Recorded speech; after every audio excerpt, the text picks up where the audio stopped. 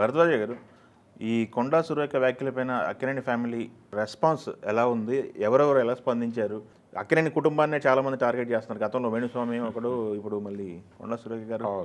వివాదాల్లో family నలిగిపోతుంది అంట్లా. అంటే నాగ చైతన్య నిశ్చితార్థం టైంలో వేణుస్వామి ఒక గందరగోళం రేపాడు. రేపిన తర్వాత అది సద్దుమణిగింది అనుకుంటున్న టైంలో ఇప్పుడు ఈలోపు ఎన్కన్వెన్షన్ గొడవ ఒకటి నడిచింది. అవును, ప్రభుత్వం వైపు నుంచి. అవును. ఆ ఎన్కన్వెన్షన్ గొడవ ముగిసింది అనుకుంటున్న టైంలో ఇప్పుడు కొత్తగా ఈ వివాదం ముందుకు వచ్చింది.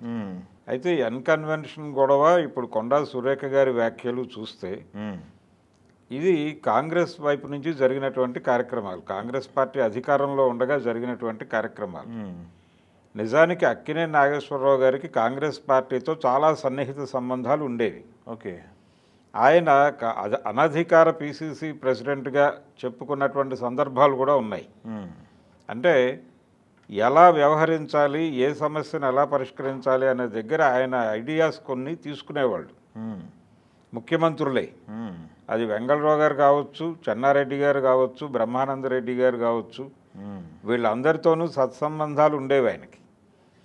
పైగా నాగేశ్వరరావు గారి మీద ఎస్వి రంగారావు గారు ఒక దశలో ఆరోపణ కూడా చేశాడు, ముఖ్యమంత్రుల్ని ఒళ్ళో కూర్చోబెట్టుకుని పనులు చేయిస్తున్నాడు అక్కడ అని, అక్కినేని మీద. ఓకే. అలాగే ఆయన స్టూడియో ఎన్టీ రామారావు గారి గవర్నమెంట్లో ఇబ్బందుల్లోకి వెళ్ళింది. అంటే వాళ్ళు అన్నపూర్ణ టింబర్ ఎస్టేట్స్ పెట్టినప్పుడు స్టూడియో గ్రౌండ్లో మీరు టింబర్ వ్యాపారం ఎలా చేస్తారని నోటీసులు ఇచ్చారు వాళ్ళు ప్రభుత్వం వైపు నుంచి. కోర్టుకు వెళ్ళింది. ఆ వివాదాన్ని ఆయన చెన్నారెడ్డి గారు ముఖ్యమంత్రి అయ్యాక 89లో ఓడిపోయి తెలుగుదేశం, చెన్నారెడ్డి గారు సీఎం అయ్యాక పరిష్కరించుకున్నాడు. ఓకే. అది ఓపెన్గానే చెప్పుకునేవాడు ఆయన. చెన్నారెడ్డి గారు సీఎం కాకపోతే సుప్రీంకోర్టు దాకా వెళ్లాల్సి వచ్చేది ఆ కేసు అని. అంత సన్నిహిత సంబంధాలు కాంగ్రెస్ పార్టీతో ఉన్నటువంటి కుటుంబం అది.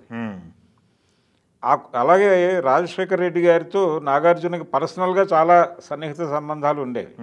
ఇంత కాంగ్రెస్తో సన్నిహిత సంబంధాలు ఉన్నటువంటి కుటుంబం ఇప్పుడు ఇన్ టోటల్గా కాంగ్రెస్ వలన ఇబ్బందులు పాలవటం అనేది ఆశ్చర్యకరమైనటువంటి వ్యవహారం. ఓకే. దీనిలో ఎన్కన్వెన్షన్ గురించి ఆయన చాలా కూల్గా రెస్పాండ్ అయ్యాడు. ఎవరూ దీని గురించి బాధపడద్దు, ఒకవేళ నేను నా నిర్మాణంలో ఏదైనా తప్పుంటే వాళ్ళు సరిచేస్తారని అనుకుంటాను తప్ప నేను ప్రభుత్వం మీద ఏదో క్లెయిమ్ చేయటమో లేకపోతే వాళ్ళని బ్లేమ్ చేయటమో చేయబోవడం లేదు, నేను ఈ ఇష్యూగానే చూస్తున్నాను అని చెప్పాడు ఆయన నాగార్జున చాలా గౌరవప్రదంగా. అయిపోయింది, ఇంకెవరూ రెస్పాండ్ అవ్వద్దని కూడా చెప్పాడు ఆయన. అది ఆ వివాదం అలా ముగిసింది. ఇప్పుడు ఈ వివాదంలో కూడా చాలా జెంటిల్గా రెస్పాండ్ అయ్యాడు ఆయన. వైల్డ్గా రియాక్ట్ కాలా, చాలా జెంటిల్గా హంబుల్గా చెప్పాడు. ఒక పెద్ద మనిషి తరహాగా మాట్లాడాడు ఆయన. ఎందుకు మా కుటుంబాన్ని మీరు రాజకీయాల్లోకి లాగుతున్నారు, అర్థం లేని అబద్ధాలు ఎందుకు ప్రచారం చేస్తున్నారు, ఇది కుటుంబంలో ఉన్నటువంటి సంబంధాలను ఇబ్బంది పెట్టేటువంటి మాటలు మీరు బహిరంగ వేదికల మీద మాట్లాడటం ఏమాత్రమైనా సబబా, మీ విచక్షణ ఏమైపోయింది, ఒక మాట మాట్లాడేటప్పుడు విచక్షణ వాడరా మీరు అన్న పద్ధతిలో రియాక్ట్ అయ్యాడు ఆయన. ఎక్కడా కూడా అవతల వాళ్ళని దూషించటం కానీ కొంచెం ఎక్కువ స్థాయి పదాలు వాడటం కానీ చేయలేదు. అమల గారు కాస్త గట్టిగా రియాక్ట్ అయినట్టున్నారు, కూడా గౌరవప్రదంగానే మాట్లాడారు. అక్కడ లైన్ దాటి వెళ్ళలేదు ఎవరు కూడా. ప్రతి ఒక్కరూ తమ గౌరవాన్ని తాము కాపాడుకుంటూ అవతల వారిని కూడా అగౌరవపరచకుండా తమ బాధని తెలియజేసే ప్రయత్నం మాత్రమే చేశారు. అమల గారి రియాక్షన్ కూడా, ఇక్కడ మహిళలు ఉన్నారు కుటుంబంలో, మేమందరం కూడా చూస్తున్నాం, ఇవి మీరు పబ్లిక్ డొమైన్లో మాట్లాడిన మాటలు మాకు కూడా తాకుతాయి, కాబట్టి మేమెంత ఇబ్బంది పడాలి, దీన్ని గురించి ఆలోచించరా అంటే ఆవిడ తన పర్సనల్ లెవెల్లో ఒక మాట వాడారు కొండా సురేఖ. ఏది బీఆర్ఎస్ క్యాడర్ మీద, మీకు తల్లులు లేరా, మీకు భార్యలు లేరా అని మాట్లాడింది ఆవిడ. మీ కుటుంబాలు లేవా, దాదాపు అదే లైన్ ఈవిడ చెప్పారు. మీరు మీ గురించి ఎలాగైతే అవతల వాళ్ళ విషయంలో మాట్లాడారో అలాగే మాకు కూడా కుటుంబం ఉంది, మేమందరం ఇక్కడ కుటుంబ సభ్యులం, మీరు ఓపెన్ డయాస్ మీద మాట్లాడిన మాటలు మాకు తాకుతున్నాయి, మేమెంత సఫర్ అవుతున్నామో కూడా మీరు ఆలోచించాల్సి ఉంటుందని గౌరవప్రదంగానే చెప్పింది ఆవిడ. నాగ చైతన్య కూడా అంతే గౌరవప్రదంగా రెస్పాండ్ అయ్యాడు. మా కుటుంబం రాజకీయాల్లో లేదు, ఏ రకమైనటువంటి సంబంధాల్లోనూ లేనటువంటి మా కుటుంబాన్ని ఎందుకు రాజకీయాల్లోకి లాగి, అంటే మీ రాజకీయ వివాదంలోకి మా కుటుంబాన్ని ఎందుకు లాగుతున్నారు, ఇది సరైన పద్ధతి కాదు, ఒక్కసారి మీరు ఆలోచించండి అని మాత్రమే చెప్పాడు అతను.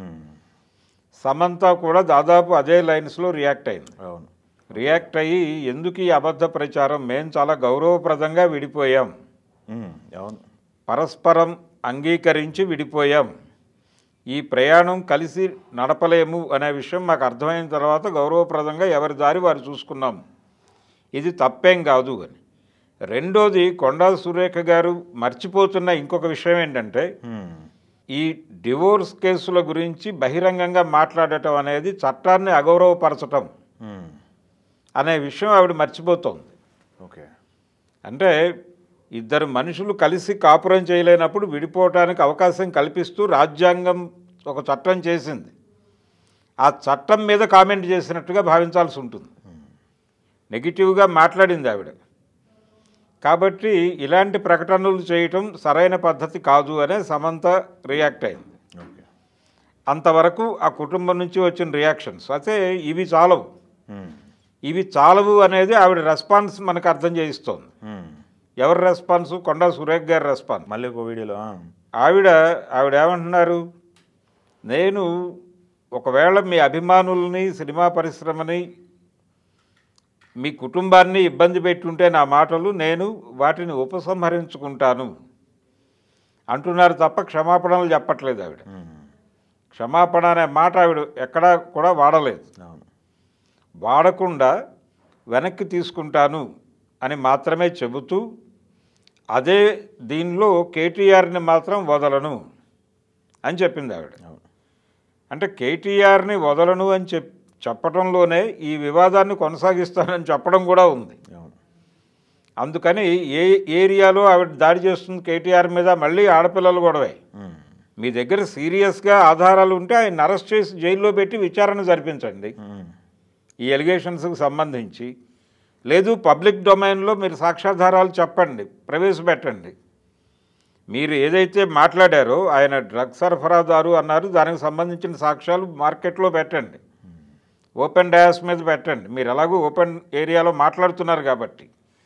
అలాగే ఈ అన్కన్వెన్షన్ కూల్చివేత ఆపిన గొడవ, నిజానికి ఇక్కడ ఆశ్చర్యకరమైన విషయం ఏంటంటే, ఒకవేళ ఆవిడ చెప్పిన మాటలే నిజం అనుకుంటే అవి ఎంత అబద్ధము అని తెలుసుకోవడానికి పెద్దగా కష్టపడక్కర్లేదు.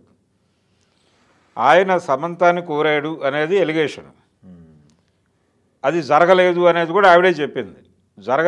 జరగనందుకు గాను ఆవిడని కుటుంబంలోంచి బయటకు పంపించేశారు అనేది. ఓకే, మరి జరగనప్పుడు ఆయన ఇమీడియట్గా అన్కన్వెన్షన్ని కూల్చి ఉండాలిగా, ఎందుకు కూల్చలేదు? అంటే అసలు ఇది మొత్తం ఫ్యాబ్రికేటెడ్ స్టోరీ. ఇది ఎవరో అల్లితే ఆవిడ మాట్లాడింది. ఇది పైగా పబ్లిక్ డొమైన్లో ఎలా మాట్లాడతారు, వ్యక్తిగత వ్యవహారాలు పబ్లిక్ డొమైన్లో ఎలా మాట్లాడతారు. అందుకని వీళ్ళు ఖండించటంతో ఈ కథని ముగింపు పలికామనుకుంటే కుదరదు. దీన్ని సీరియస్గా పట్టించుకుని ఇమ్మీడియట్గా వీళ్ళందరూ ఆవిడ మీద కేసులు వేయాల్సిన అవసరం ఉంది.